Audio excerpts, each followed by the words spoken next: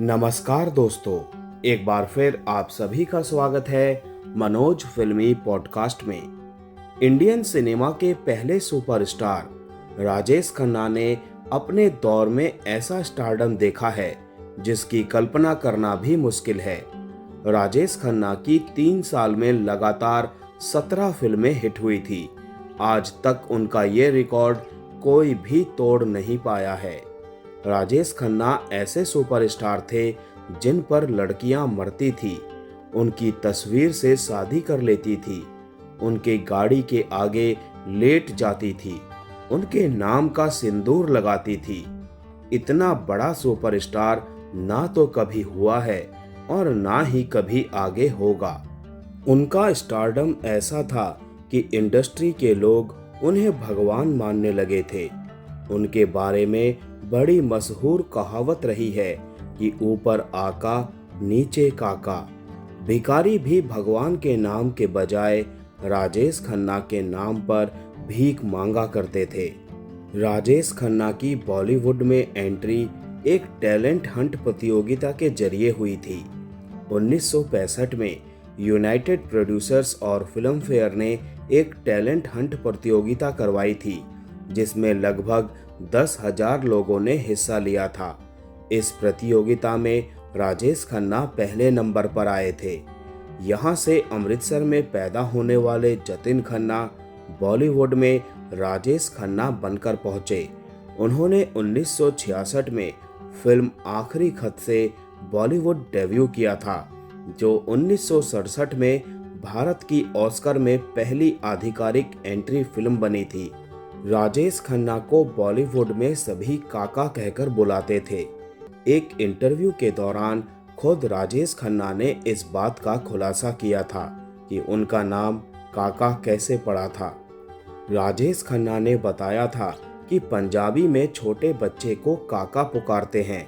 उनके पेरेंट्स और रिश्तेदार उन्हें काका कहकर बुलाते थे। स्कूल और कॉलेज के दिनों में भी उनके दोस्त काका कहकर उन्हें पुकारते थे। जब उन्होंने बॉलीवुड में कदम रखा तो उनके फिल्मी दोस्त भी उन्हें इसी नाम से पुकारने लगे और धीरे धीरे ये नाम फेमस हो गया और उनके फैंस भी उन्हें काका कहकर बुलाने लगे। राजेश खन्ना का ऐसा स्टारडम था कि फिल्म इंडस्ट्री उन्हें भगवान मानने लगी थी। इस बारे में एक कहावत बहुत ही फेमस थी कि ऊपर आका नीचे काका। उनके घर के बाहर निर्माताओं की लाइन लगी रहती थी। राजेश खन्ना की इतनी डिमांड थी कि एक बार पाइल्स के ऑपरेशन के लिए उन्हें अस्पताल में भर्ती होना पड़ा, तो आसपास के कमरे निर्माताओं ने बुक कर लिए ताकि वो काका को अपनी फिल्म की कहानी सुना सके। राजेश खन्ना के बारे में ये बात भी बहुत फेमस है कि भिखारी भगवान के नाम पर नहीं बल्कि राजेश खन्ना के नाम पर भीख मांगा करते थे। राजेश खन्ना ने खुद एक बार एक भिखारी को ऐसा करते देखा था। दरअसल एक बार उनकी एक फिल्म की शूटिंग मुंबई के विले पार्ले स्थित मिठी भाई कॉलेज में हो रही थी। उस दौरान शूटिंग सेट के बाहर एक भिखारी राजेश खन्ना के नाम पर भीख मांगा करता था।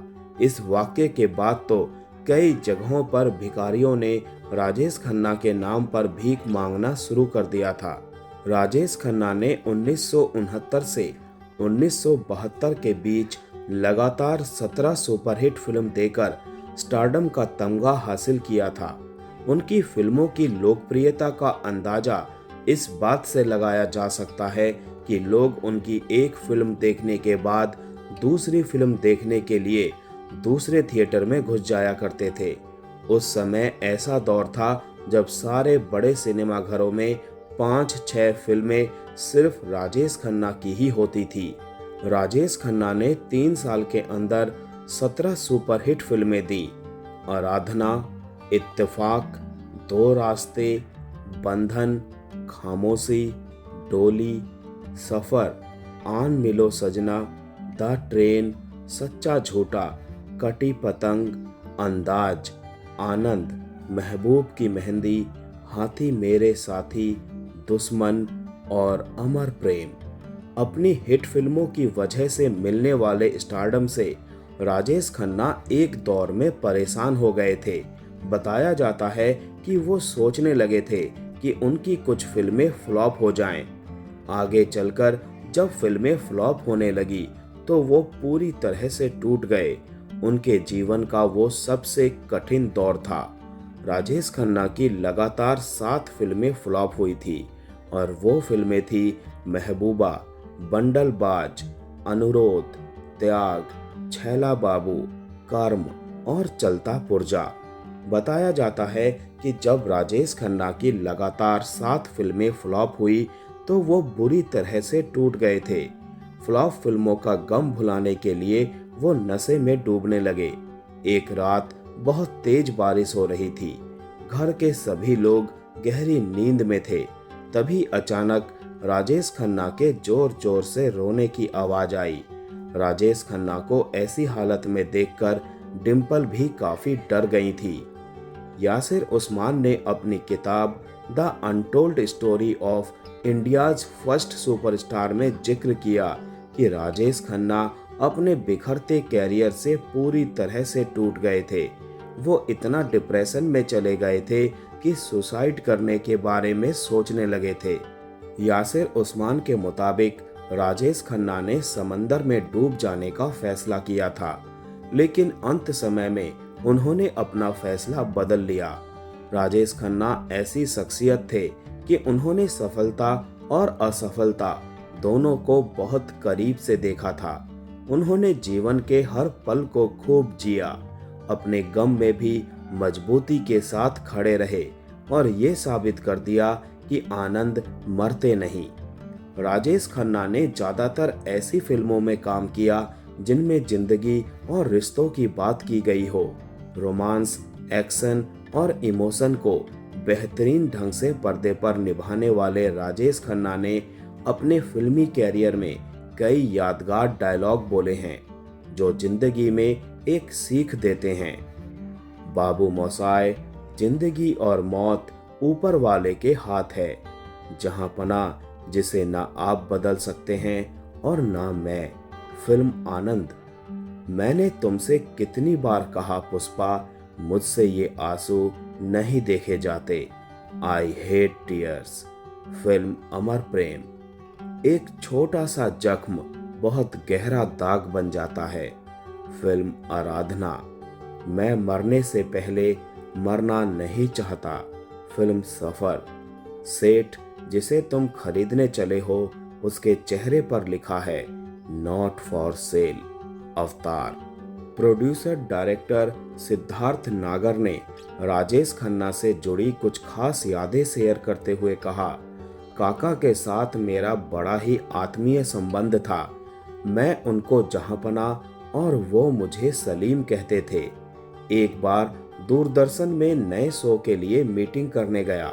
मुझे बताया गया कि कुछ बड़ा प्लान करो। मेरे मुंह से ऐसे ही निकल गया कि राजेश खन्ना और शर्मिला टैगोर को लेकर सीरियल बनाऊं। उस समय वहां के जो डायरेक्टर थे वो अपनी कुर्सी से खड़े हो गए और बोले कि क्यों मजाक करने आए हो। मैं 22 साल की उम्र में ही प्रोड्यूसर डायरेक्टर बन गया था। मेरी उम्र देखकर कोई मेरी बात पर यकीन नहीं करता था। यह बात 2005 की है। तब 30 साल का था। दूरदर्शन से मीटिंग करने के बाद मैं काका जी से मिलने उनके घर पहुंच गया। उस वक्त कहानी का आइडिया नहीं था कि किस पर सीरियल बनाना है। काका खातिरदारी बहुत अच्छी करते थे। उनको खिलाने पिलाने का बहुत शौक था। खाना खिलाने के बाद काका जी ने पूछा कि अब बताओ कि क्या प्रोजेक्ट है, कौन सी फिल्म बनाना चाहते हो। मैंने कहा काका जी सीरियल है। काका ने मुझे फिल्म बनाने का सुझाव दिया। बोले कि बहुत सीरियल बना लिए, अब फिल्म बनाओ। मैंने कहा कि काका जी अभी तो सीरियल ही है, उसी के लिए आया हूँ। इस पर वो काफी देर तक मुझे देखते रहे। काका की आंखों में पता नहीं ऐसी कौन सी एक्सरे मशीन थी कि सामने वाले के मन को पढ़ लेते थे। वो बहुत ही इमोशनल इंसान थे। समझ गए कि मेरे मन में क्या चल रहा है। सामने से खुद ही पूछे कि अच्छा बता क्या कहानी है। मैंने कहा कि कहानी तो अभी कुछ नहीं पता, अभी लिफ्ट में आते वक्त रघुकुल रीत सदा चली आई टाइटल ध्यान में आया है। टाइटल सुनते ही वो तुरंत काम करने के लिए तैयार हो गए। पहले दिन काका शूटिंग पर आए तो सभी कलाकारों से खुद अपना परिचय दे रहे थे। कह रहे थे, hello, I am Rajesh Khanna, I am new artist in television. सबसे खुद मिलकर सबकी झिझक मिटा दी।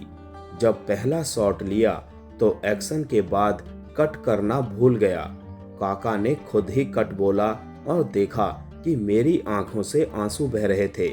उस समय काका का काम देखकर काफी भावुक हो गया था मैं। मुझे अपने घर पर कभी भी वो बुला लेते थे। एक बार दोपहर में उनकी बालकनी में बैठा था। काका बोले कि मेरा लोग मजाक उड़ाते हैं कि जब मैं यहाँ से खड़ा होकर समंदर देखता हूँ तो समझते हैं कि मैं अपने फैंस को ढूंढ रहा हूँ।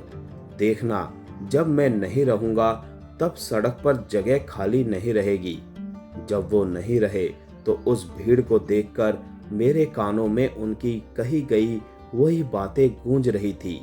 18 जुलाई 2012 को काका ने दुनिया को अलविदा कह दिया, लेकिन ऐसा लगता है कि अभी भी हमारे आसपास ही कहीं हैं। उनके अंतिम संस्कार में 10 लाख लोग शामिल हुए थे। तो दोस्तों, आज का वीडियो यहीं समाप्त करते हैं। मिलते हैं नेक्स्ट वीडियो में, तब तक के लिए आप सभी को tata bye bye, take care.